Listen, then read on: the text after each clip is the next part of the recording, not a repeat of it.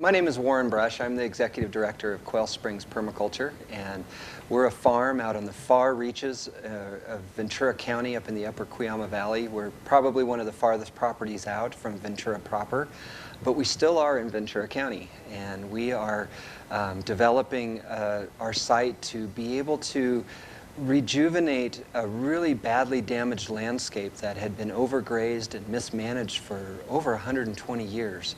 And we've developed a plan over the next 200 years to bring this landscape back into its full abundance, and creating a learning site for people to understand better how to create healthy shelter, healthy water sources, and abundant, stable, and resilient water sources, how to create food systems that don't degrade the land but actually support a recovering ecology. We also work with energy systems that work with real-time sunlight rather than fossilized sunlight like we have with our fossil fuels. This site has been developing for over 8 years. It was started back in 2003, and we're in our 8th year right now, and we're moving right along, and it's a wonderful site. As you see behind me, I'm in a building that is a natural building that is made with straw bales. It's made with the straw bales are pinned with arundo grasses, like the ones that are being sprayed and killed off in other parts of Ventura County as a nuisance, yet it has all of these different purposes that we can put to good use, like building a building. This is a good example of repurposing something you see as a negative on the landscape and actually turning a problem into a solution, which is one of the principles of permaculture. This building fits into the permaculture principles. A lot of you might be asking, well, what is permaculture? Permaculture is a design science where we are consciously designing our landscapes to harmonize with nature, and doing it in a way that brings abundance, that brings stability, resilience, and diversity in a system that creates, eventually becomes sustainable. A design science that is really linking all the other sciences together in a heartful way. And we're an international movement that was started out of Australia. We're in 160 countries. It's believed that there are over 850,000 projects that are on the ground in these 160 countries, and that we are feeding more people than all the World Food Aid organizations combined. And so it's a movement to be, definitely to be reckoned with. And we're starting to see permaculture spring up in universities all over America. We're seeing it all over, in every country. It's starting to become a well-known word. And so if you haven't heard of it yet, do an internet search, Google it, and find all the amazing projects that are truly changing our landscapes so that we can live in a sustainable and harmonic manner with all of that sustains us. So one of the things that we're really well known for here at Quail Springs is our work to develop and to legalize natural building practices that create non-toxic buildings that are ecologically equitable and that can be built by people with varied skill levels. This particular building, as you can look around, is a straw bale building pinned with the arundo grass. It's got a clay plaster system that is bound with wheat rather than highly toxic glues.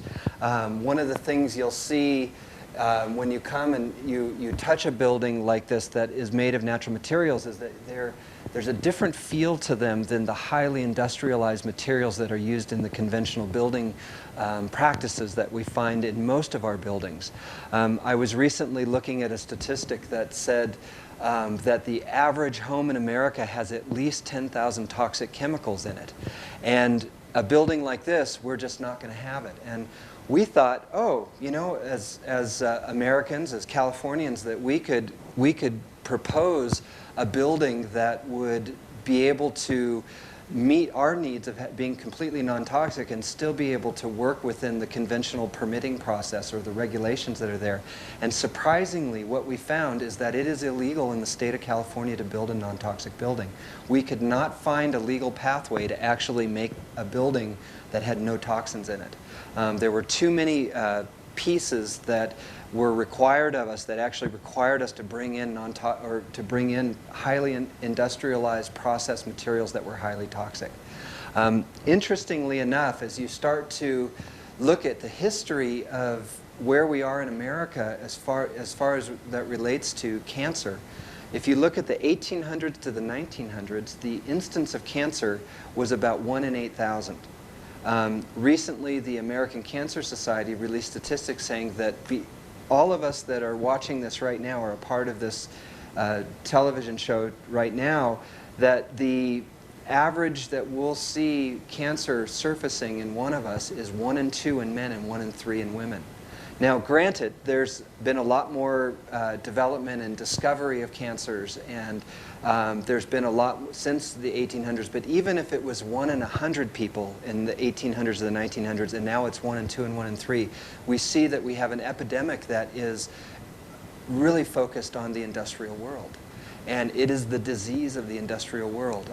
I work all over Africa, and I work in many other countries, and one of the things I hear from Americans is that, you know, those poor people have such, you know, their epidemics that they have, the AIDS epidemic, the malaria, the cholera.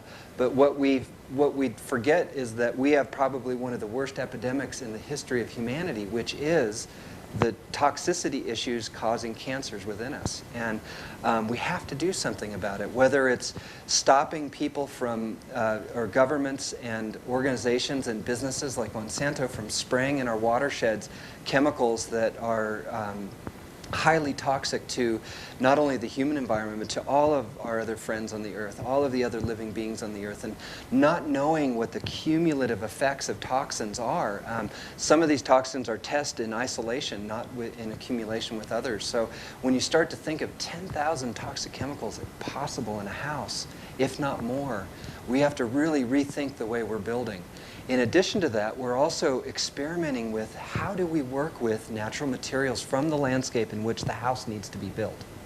And from here, the vernacular here is mud. It's clay, earth, it's clay, sand, and straw that we're building with. We have another building I'd like to show you later in the broadcast that is made of just that, clay, sand, and straw. And it's one of the most beautiful buildings we have on this property. So we're gonna go out onto the landscape right now and take a look at some of the work we've been doing.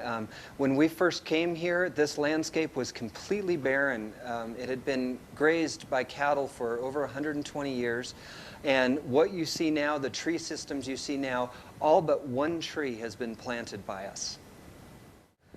Well, I'd like to take you around and show you a little bit about what we've been up to, a lot of the different systems that we've been designing in the land here, and looking at some of the things we've been learning and some of the things that some of our successes and some of our failures. We find that our failures are just as important as our successes in the learning process. So why don't you come along?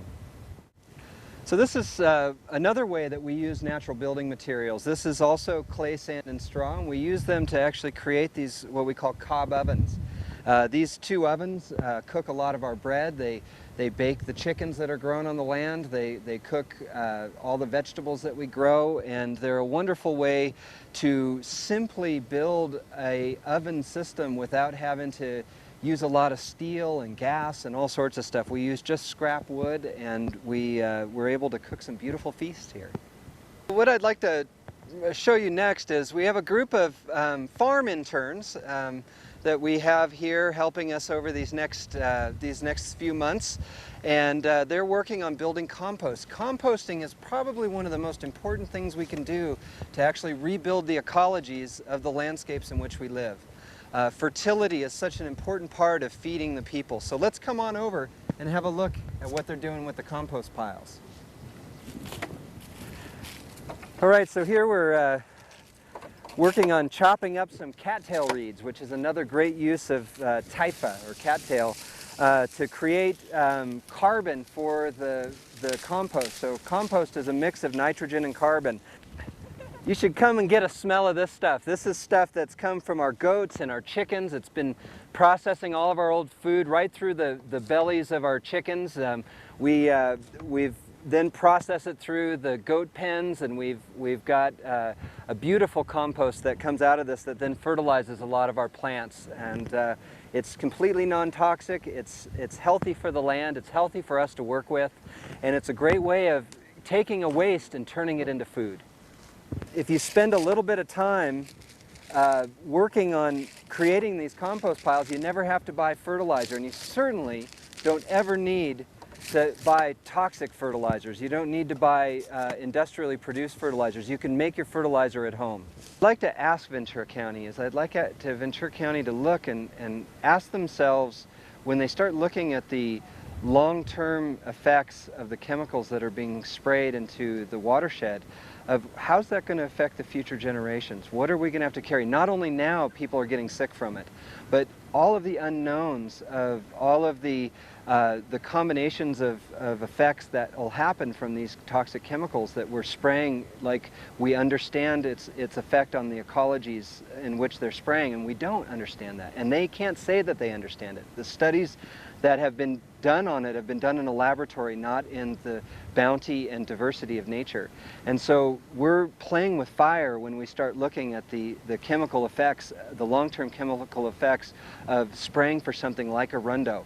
And when we look at arundo, people have demonized this plant, and yet it has found a niche that has not been filled by other plants. We need to recognize that it's actually playing an important role in that ecology right now. And that exactly, it's not a native, right, but there are a lot of things that aren't native, like most of us who are watching this aren't native to this landscape. And we have to really think of, when we look and start demonizing plants, we need to look at their function and what is their utility. Can we convert that problem, so to speak, into a solution, which is really what we're all about when we start looking at permaculture. So what could the solution be? The solution could be that we create building materials, that we actually use them. The arundo can be converted to so many things that we're currently cutting trees down for. Why don't we stop cutting the trees down, which are a part of keeping our healthy hydrological systems working? We need our trees, and yet we're cutting them down for things that we don't need to. We can stop spraying and use the arundo for a lot of different things. I know of places in Cambodia that are using similar types of plants to actually fuel really high efficient gasifier systems that are producing energies for large cities or large villages of over 5,000 people. I mean, we could convert it to energy. There's so many things that we can do. We need to be more creative. Shame on us if we can't change that. We need to rethink our process and be hopeful about it. Rather than going in and using chemicals from warfare on our landscapes, we need to rethink and be smart. We're a smart people. We're a smart people, and we have the tools, and we already know how to deal with this. We just need to come to consensus with it. So I beckon you, Ventura County, to please join with us in coming up with real solutions that are good for the next 7 generations to come for all beings. So we're going to go in to look at some of our very simple, very beautiful, very efficient animal systems. Come on, let's go. So here's another good use of clay, sand, and straw. You'll see throughout our tour here that we use clay, sand, and straw for just about everything. It's one of the most versatile building materials there are. This is actually the edge, the western edge of a rabbit system, where we actually raise rabbits for one, their beauty, but also for their meat and also for their skins. Come on in, let's have a look. So this is, these rabbits are, as you know, breed like rabbits, and we are taking after the French, who consider rabbit to be one of the top foods, one of the top meats to be able to provide for their protein. We're in the process, after we had a flood this last year, of rebuilding all of our systems so that all of our animals will have good grazing areas, good outdoor areas to be able to free range. Right now we have a small area out back here that is used for their free ranging, but eventually we have these large areas that we'll be using to allow for our goats and also our chickens and our ducks and our rabbits and our turkeys to all be able to spend time foraging as they would in their natural setting. So one of the things about permaculture that is so successful is that we integrate rather than segregate. And one of the ways we do that is that our animal systems integrate with our agriculture systems and our aquaculture systems, so that all of the nutrient and feeding can happen in a cycling system rather than us having everything as a separate system. So all of these animal systems feed our vegetation systems. And this particular area is where we actually work with our young hens. This is what we call our brooder house. And we have our young egg-laying hens are just getting the size before they're introduced into the full flock. And this is also made of clay sand and straw. And then we use things like old trailer doors and materials that we find on hand that were left here before we even came here. So we're reusing materials to be able to meet our needs rather than to buy new materials and cause more mining to happen in the world. We can recycle so many wonderful things like this. So we have over 75 laying hens, and we have about 25 birds that we call broiler birds that we are helping to provide the food needs from the farm here. One of the ways the hens actually help us out is by providing eggs. This is a cob laying area where the chickens love it when they come in here, like this little happy hen's laying an egg. And you can see a lot of the other eggs that we have right here right now that were laid just in the last hours. So this is one of the yields of our chicken systems, and we love to have our eggs out here. We've got some happy hens here. So one of the things that we look at when we see a chicken, we don't just look at it as this animal that's producing eggs and meat. What we do is we look at a chicken and say, what is its intrinsic characteristics? How did it develop as a chicken? And one of the things that we have uncovered and we've found out is that chickens are actually forest animals, and we're in the process right now of creating food forest where our chickens can actually be in their native setting. And so until those tree systems get up and going, we're having to create shade for them that would be in their natural setting. The other thing that is very interesting is that chickens naturally prefer insects over seeds and grasses. And so the more we can create habitat where insects are prevalent, the more they can actually eat their native food. And so we're in the process of creating and developing a series of movable chicken pens called eggmobiles that will be working in partnership with our developed tree systems to be able to move them around regularly so that they can be a part of our integrated pest management system. So chickens, not only do they produce eggs and meat, they also are great insect, they eat the insects that can cause damage to our systems, our vegetable systems. And so we use chickens regularly as part of our pest management. The other things that they do, they are also wonderful tractors that lightly tractor the soils and prepare them before we plant. So we can run a chicken tractor along a growing area that we're about to plant, and they'll prepare it for us, and then we plant after they move through. So we're getting really creative on how to integrate our chickens into creating fertility and abundance. Every day, twice a day, all of our goats get an opportunity to go on what we call a goat walk, where they actually go out and forage freely on the landscape. And they get a chance to just be in their natural setting, be able to eat from the land and get the diversity of food sources that help them to be healthy without antibiotics, without supplements. They basically are getting their nutrition as a goat would in nature. Here we are in our first test of a food forest system here at Quail Springs. The land you see just 3 years ago was completely barren.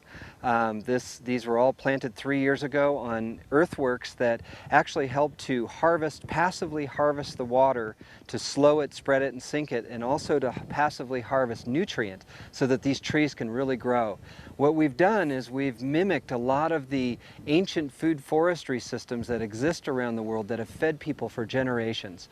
Food forestry provides one of the highest amounts of nutrition per square foot as opposed to an orchard system. When we first got here and we started planting a food forest, we had an orchardist from Santa Barbara come and say, you have to rip out half the plants because they're planted so close together. And then within a couple of weeks from that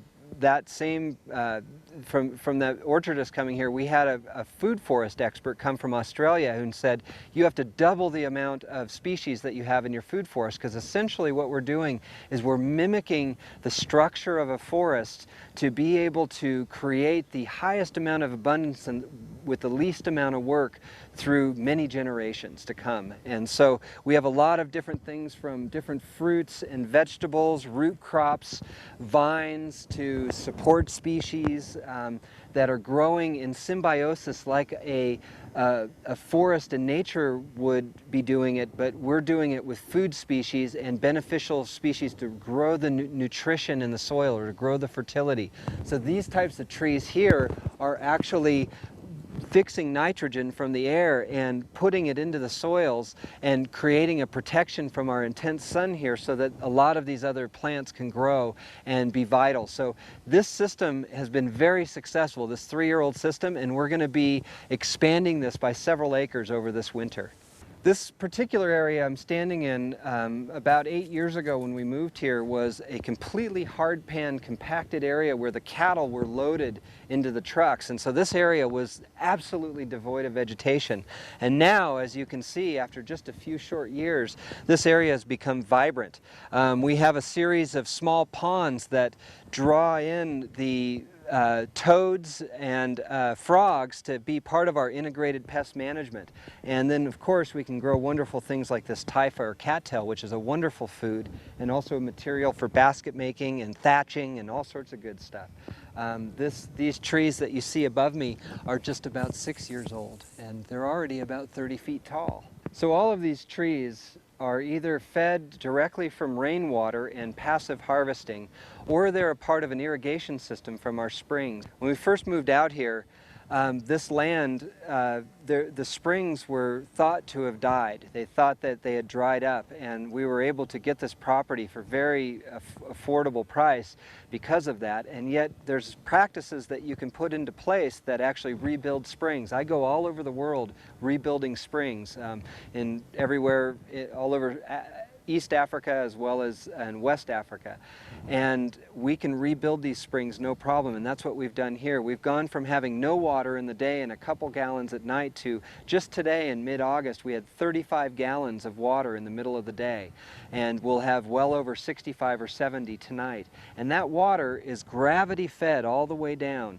That's working with the natural propensities of gravity to be able to provide the water under pressure without having to put in fossil fuels, or even to create a solar system that would pump the water to be able to use it for irrigation. So what we've been able to do is develop a gravity-fed irrigation system that doesn't use any pumps whatsoever, and it's super efficient, very ecologically sound, and it's very inexpensive over the life of the system.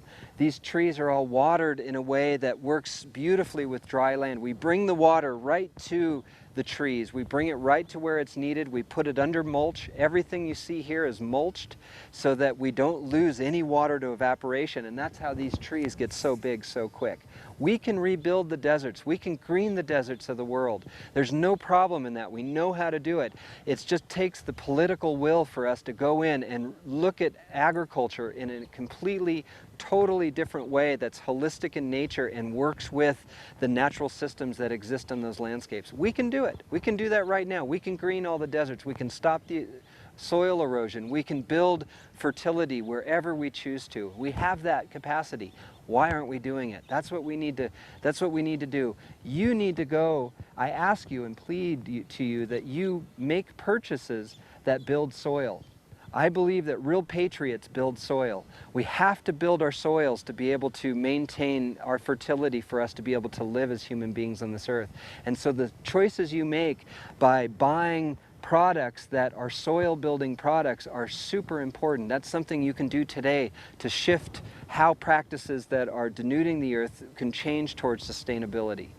One of the things that happens when you develop a site that's successful is that you get asked to go to different places of the world to share what you've learned. And I've been very fortunate to be asked to repeatedly go to Africa. I spend a lot of time there. I'm actually teaching in Jordan this next month, in the Middle East. I'm going to be teaching all over Europe next year.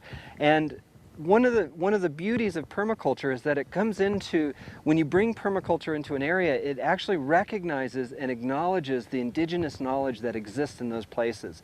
And it's an exchange that happens. We don't go in and do aid projects. There is no such thing as an aid project in permaculture. We go out there and we share information. I bring information I learned from the Africans back here and implement it here to be more sustainable. They take the information that I bring and they help to rebuild and make abundant systems for their people from the knowledge that we share. And there's this great exchange that's going on. This last year I did projects and taught courses in Kenya, in Uganda.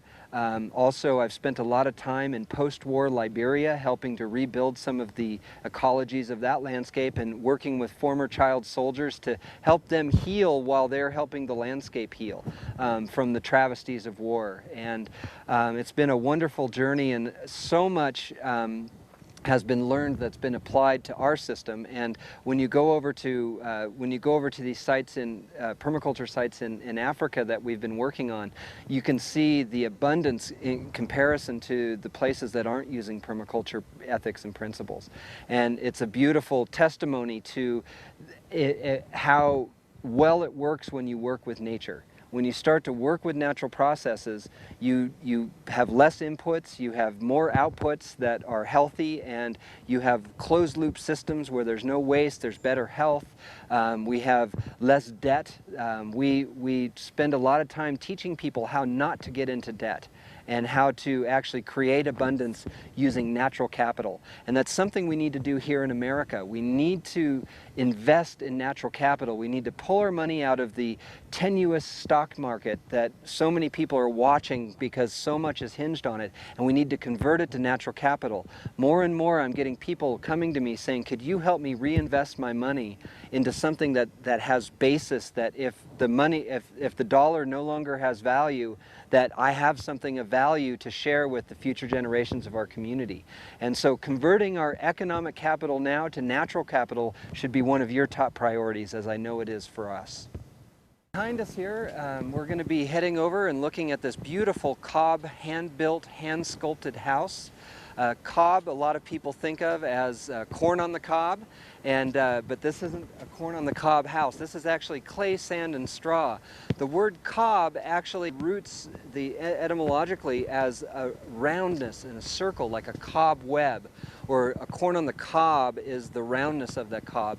This is a cob because when you build the house, you stamp with your feet the mud, the straw, the water, and you bring it all together to a consistency that's good for building, and then you make these round balls that they call cobs, and then you throw that cob up to the person that's building it on the top of the wall, and you do layer after layer. You build these beautiful monolithic structures that are elegant, they're thermally efficient, they're very inexpensive, and they're just beautiful. Come on, let's go have a look. And so this very simple and elegant mud house is only $6,000 to build, and was done in about a year with the help of about 75 people helping, from 2-year-olds to 80-year-olds, coming and mixing mud and helping to layer it up into this beautiful structure that can house a person beautifully.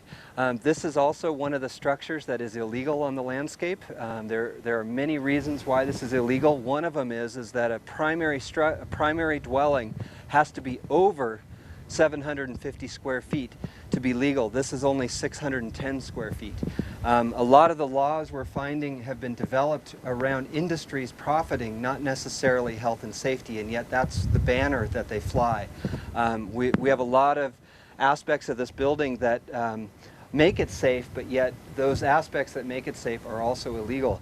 Looking at just the foundation here, this is a rubble trench foundation where we've built a monolithic building on top of a foundation where there's no concrete holding it and anchoring it below the shear point on the ground.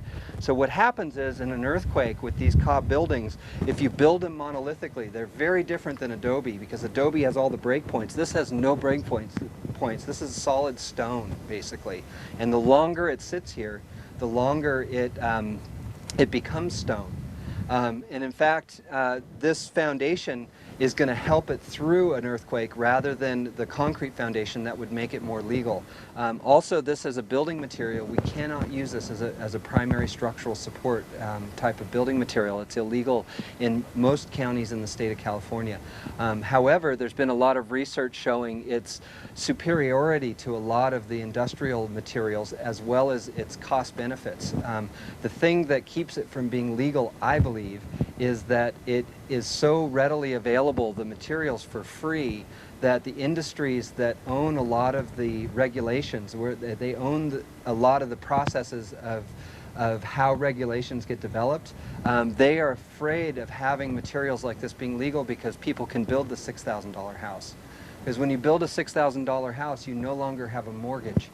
And most people don't know what mortgage actually means. The actual name of a mortgage means a death contract. It has the same root of the word mortuary and mortician, and it's mortgage is a death contract. And what we're trying to do is to try to show that there's ways that we can, as communities, build our own structures and not have to step into a system of economics that is skewed towards the international bankers and banking systems, where we're spending 30 or 40 years of our life paying for a house every single year, every single day. It's almost a form of slavery, I believe. And this is a way that we can step away. You spend 1 year of your life building your house, you owe nobody any money, and you can live beautifully. This house takes no energy to be able to keep it cool in our hot summers, or keep it warm in our very cold winters. We're at 3,800 feet and we're covered with snow out here in the winter. And oftentimes we have snow and deep freezes. It gets down to 0, and we don't need any additional energy input to keep this warm or cool in the summer. And yet, the way the state codes are written, we wouldn't be able to use this just because the energy calculations, they don't consider a lot of the things that are naturally passive solar and other aspects of building and thermal mass as part of the energy calculation. So it's illegal in that aspect as well. My hope is that through some very good research, working and partnering with universities, like we're developing a partnership right now with Cal Poly up in San Luis Obispo, to actually do the research on these buildings, to be able to share on the state level how safe these buildings actually are and how we can make them safer. I really want to work with the Ventura County Building Department, but they have so many limitations on them to be able to even consider something like this, because of the way they're structured to minimize their liability and shift their liability to the state.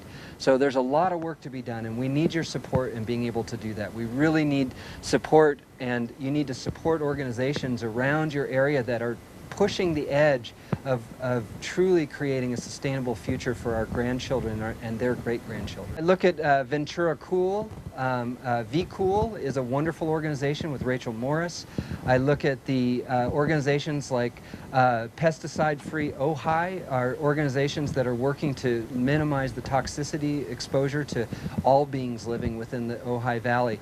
I look at other people like, look at what Steve Sprinkle's doing with his farm, his ecological farming practices, and teachers like David White, who are working out at different sites with youth, teaching the younger, the next generation, how to develop practices that make sense for the next generations. Our young people right now know there's something not right.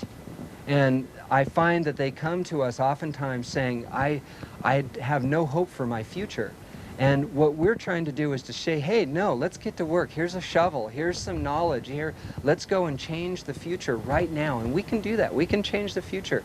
And through the practice of being the change we want to see in the world, we can actually send a concentric wave out into the world that truly will affect not just the people, but also the ecologies in a positive way in future generations. And I'm so such a big believer that we have that power to make the change. I think there's an important distinction we need to make between what's needed now for the 21st century that we've embarked upon, with all of the different ecological issues that are going on, the social unrest, the social injustices, where, you know, such a small, less than 2% of the people have you know, over 80% of the wealth.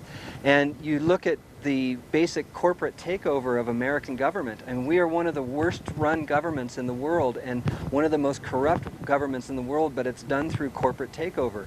And we, as the people, have a right to build our own shelters. We have the right to grow our own food. Those are inalienable rights that were assumed in the initial development of our Constitution, and it is something that we have to take it back.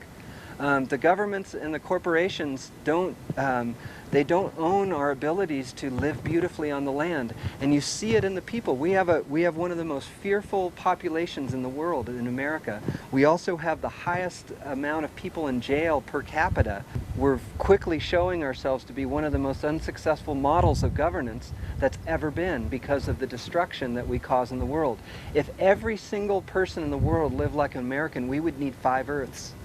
And here it is, we go around the world exporting an unsustainable manner of development, and we have to shift. Each of us has to shift. We have to look and say, what is our fair share? What is our fair share that we can take in this beautiful flowering earth that doesn't diminish the capacity of future generations to be able to take their fair share? Well, I'd like to welcome you into this beautiful cob house. Come on in, let's have a peek. So one of the things that we do is we can augment the natural passive solar with a small wood stove like that, but we don't need it to be comfortable in here or to stay above freezing. This beautiful house is very thermally efficient and takes absolutely no energy to keep it at a comfortable temperature year-round. Right now it's in the middle of summer in August, and it's just a beautiful temperature in here. It's very comfortable. This house, a lot of times the people who work with cob consider it to be a hand-sculpted house, because you're literally doing it with your hands and not a lot of tools. The thing that's so beautiful about cob, you can find them all over the world. In England alone, there are over 70,000 cob houses that have been continuously inhabited for over 200 years. And those houses actually fetch a higher price on the market than their conventional counterpart because of their efficiency, and also because there's an elegance to it. You can see the curvature that's in here. You can see the there's a feeling that's a lot more organic. These houses are also breathable. We don't seal houses up in a natural building because you get stagnation in it. A lot of the black mold issues that you get in conventional houses have to do with the impermeability of the wall systems. And it's an important part of keeping a healthy home. And you think about how much time you spend just even sleeping in a home, and how much you're exposed to in that environment. And if that environment's not a healthy environment, you're spending a good chunk of your life in an unhealthy environment that could lead you to being ill or just not healthy. One of the things with cob that's so beautiful is that you can just create niches everywhere. You can sculpt out areas. This is a bottle that was found at a thrift store that makes up a window for the morning light. So the east is right here, and this beautiful morning light comes in. We also even have a niche right here, because there's a little girl that lives here on the land that the people that live in this house, they put little tiny, what they call a fairy niche here. So they put little things for that little girl to come and check in. And here's like a little tiny fox. And so even the little ones have a place for themselves in a house like this. I love its organic nature. All of the windows in this house, all of the doors in this house are all recycled, rebuilt, and then married directly to the clay itself, usually with a wood framework, but that there's no toxic caulking that's used at all, which a lot of the codes actually mandate a different type of joinery that you would have to use to make sure that these windows are completely sealed up, so to speak. But we don't do that. We don't put the toxicities into this environment.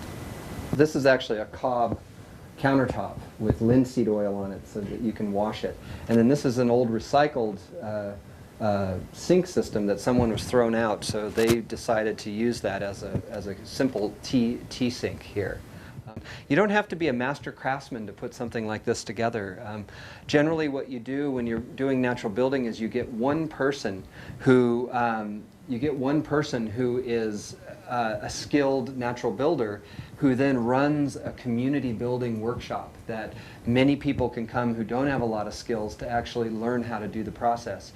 In the building of this house, we had 10 people come to learn the process, and one of those ladies in her late 50s actually went and built her house over the next 2 years in Arizona. She was able to take what she learned in one 10-day workshop and actually build her own house. So that's someone who had never built a house before.